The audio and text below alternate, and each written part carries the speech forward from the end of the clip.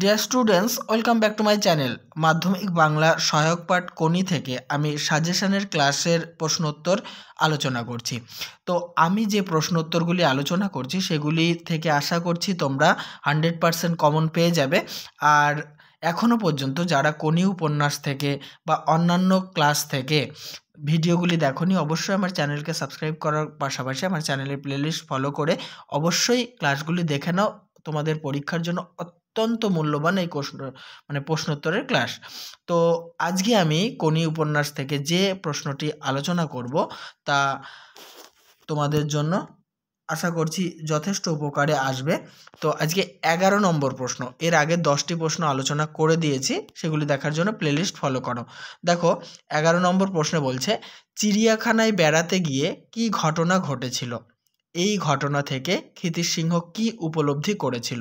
অথবা কোনিকে দারুণ বকবে ভেবেছিল ক্ষিতিশ সিংহ, কিন্তু সে কিছুই বলেনি। ক্ষিতিশ সিংহ কেন কোনিকে বকবে ভেবেছিল, তারপরে কেন সে আর বকেনি? অথবা এটাই ওকে উত্তেজিত করে বোমার মতো ফাটিয়ে দেবে। কোন ঘটনার পরিপ্রেক্ষিতে ক্ষিতীশের মনে এই ভাবনা এসেছিল? অথবা এটা বুকের মধ্যে পুষে রাখুক, এটাই ওকে উত্তেজিত করে বোমার মতো ফাটিয়ে দেবে আসল সময়ে। উক্তিটি ব্যাখ্যা করো। দেখো এখানে 4টি প্রশ্ন বললাম, এর উত্তর কিন্তু একটাই হবে। তো ঘুরিয়ে ফিরিয়ে যেভাবেই দিক না কেন তোমাকে এই উত্তরই লিখতে হবে। দেখো উত্তরটি, মতি নন্দী রচিত কোনি উপন্যাসটিতে সাঁতার প্রশিক্ষক ক্ষিতীশ সিংহ এক রবিবারে কোনিকে নিয়ে চিড়িয়াখানায় বেড়াতে গিয়েছিলেন। ঘণ্টা তিনেক বেড়ানোর পর তৃষ্ণার্ত কোনি নামী স্কুলের বিত্তশালী ছাত্রীদের কাছে জল চাইতে গিয়ে তাদের শিক্ষিকার দ্বারা প্রত্যাখ্যাত হয়েছিল। এই ঘটনায় কোনি বুঝতে পেরেছিল যে,